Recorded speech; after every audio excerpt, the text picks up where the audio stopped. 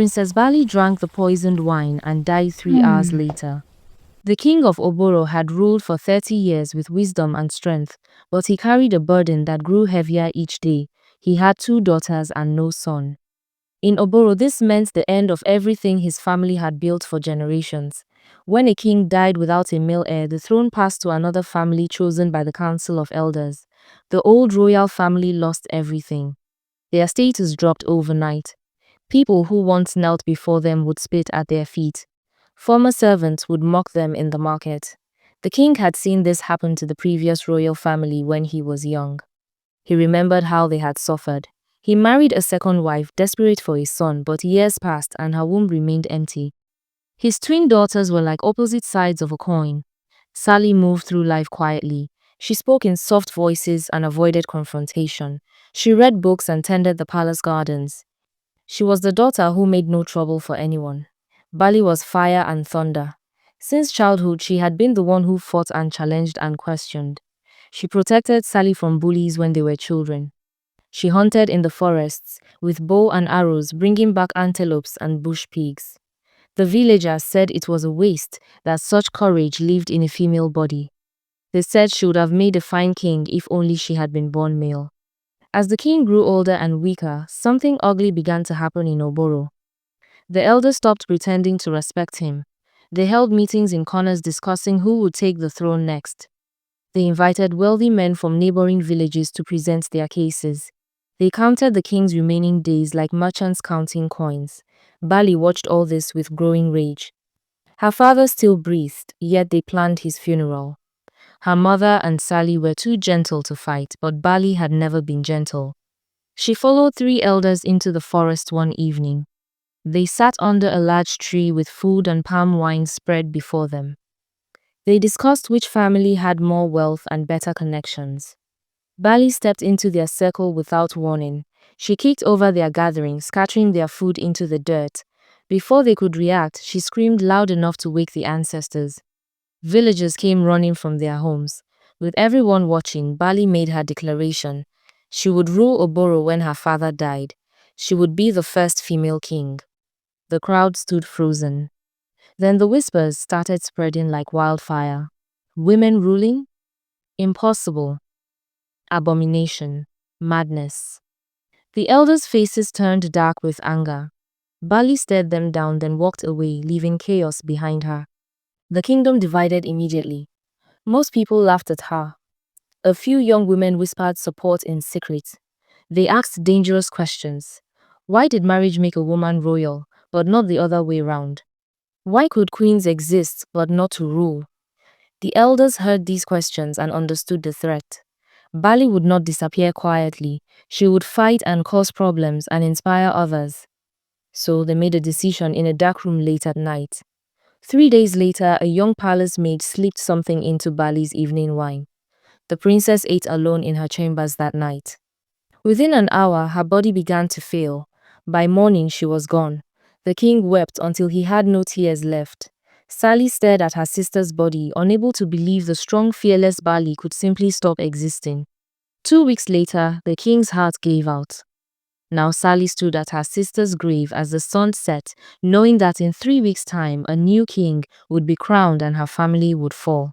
Sally and her mother remained in the palace as the kingdom observed the traditional 1-month waiting period before choosing a new king. Sally felt hollow inside. Everything reminded her of Bally. The hunting spears in the corner, the sound of laughter that no longer filled the halls, the empty space beside her at meals. Sally cried until her eyes swelled shut. She knew deep in her heart that her sister's death was not natural. Someone had killed Bally, but Sally felt too afraid to investigate. She was not brave like her sister. She was just a quiet, gentle Sally who avoided confrontation. Every night after everyone slept, Sally left the palace and walked to the burial ground where Bally lay. She would sit beside the grave and cry until dawn approached. She talked to the grave as if her sister could hear her. She told Bally how much she missed her energy and her fearlessness. She apologized for being too weak to seek justice. On the 7th night, something changed. As Sally wept beside the grave, she felt a cold wind blow across her face. She looked up and saw a figure standing in the moonlight. It was Bally.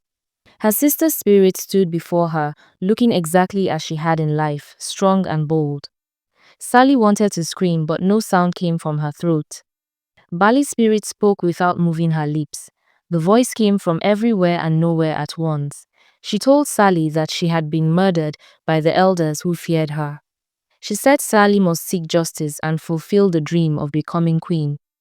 Sally shook her head, crying that she was too weak and too afraid. But Bally's spirit moved closer and touched Sally's forehead. Heat rushed through Sally's body. She felt something enter her chest and spread through her limbs. It was Bally's spirit merging with her own. Sally gasped as strength filled her muscles and courage filled her heart. Her fear began to melt away, replaced by determination and anger. She felt her sister's boldness flowing through her veins like fire. From that night forward, Sally began to change. She walked with her head higher. Her voice grew stronger.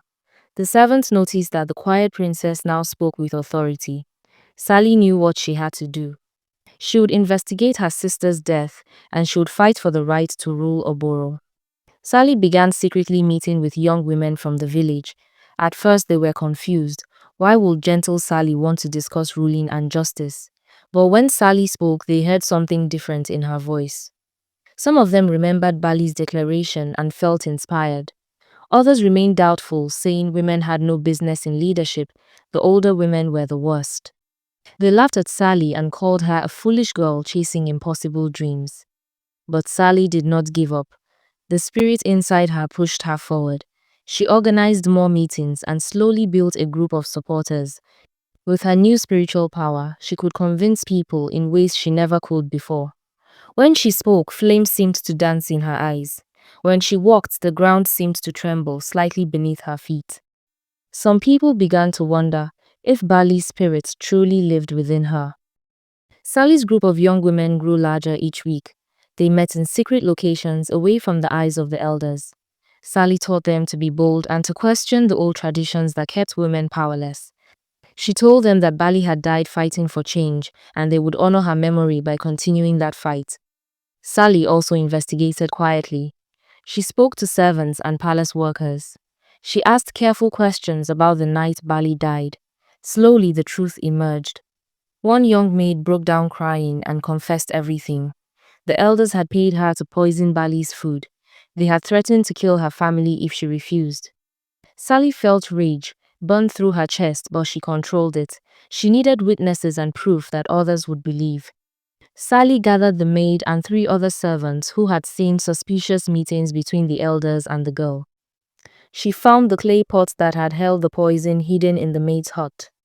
She spoke to a medicine man who confirmed the substance was indeed deadly poison. Then she chose the busiest market day to reveal the truth. She stood in the center of the village square with her supporters surrounding her. She called out in a loud voice that carried across the entire market.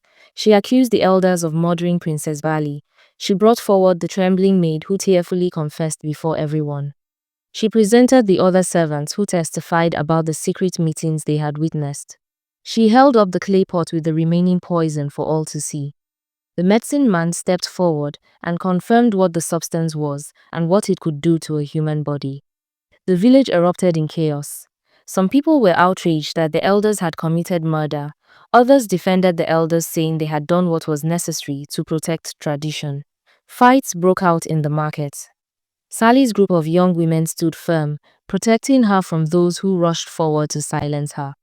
The elders tried to have Sally arrested, but she had grown too powerful. The spirit within her gave her supernatural strength. When guards came to seize her, she pushed them away easily. They flew backwards as if struck by invisible force. People watched in amazement and fear. Some began to believe that Bally's spirit truly possessed her younger sister. Sally organized demonstrations that disrupted the plans to crown a new king. Her supporters blocked roads and gathered in large groups chanting for justice. More women joined them every day. Even some men who had respected Bally began to support Sally's cause. They argued that if she was brave enough to fight for the throne, she deserved a chance to prove herself as a ruler. The elders tried everything to stop her. They sent thugs to attack Sally and her supporters, but Sally's spirit-enhanced strength allowed her to defeat them. They spread rumors that she was possessed by evil spirits, But people who met her saw only justice and determination in her eyes. They offered her money and land if she would give up her claim, but Sally refused everything. The confrontation reached its peak on the day the elders planned to crown the new king. Sally and hundreds of her supporters surrounded the coronation grounds. They refused to let the ceremony proceed. The elders ordered their guards to disperse the crowd by force. Violence erupted, but Sally's group fought back fiercely. Sally herself faced the head elder in combat. With Bally's spirit empowering her, she moved with incredible speed and strength. She defeated him in front of everyone. The crowd fell silent, watching the old man lying defeated in the dust. Sally stood over him and demanded justice for her sister. She demanded the right to rule that Bally had died fighting for. The other elders looked at each other nervously. They saw the determination in Sally's eyes and the support of the crowd behind her. They realized they had lost. After long hours of negotiation and debate, the elders finally agreed. Sally would become the first female ruler in the history of Oboro. Some conditions were placed on her rule. She would have to prove herself capable and wise, but she had won the impossible fight. On the day of her coronation, Sally stood before the entire kingdom dressed in royal cloth. As the crown was placed on her head, she felt Bally's spirit surge with joy inside her chest. She had achieved what her sister died for. She had brought justice to Oboro. She had proven that women could be strong leaders. The kingdom of Oboro would never be the same again. Sally ruled with the wisdom she had always possessed and the courage she had inherited from her twin sister's spirit. Together, even in death, the twin princesses had changed their world forever.